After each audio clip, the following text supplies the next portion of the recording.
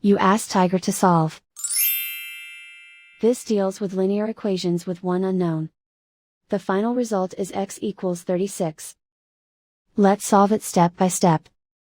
Swap sides. Group all constants on the right side of the equation. Subtract 6 from both sides.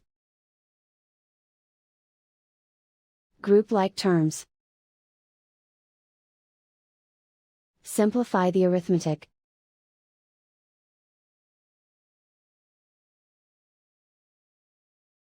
Isolate the x.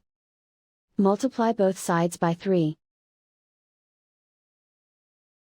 Group like terms.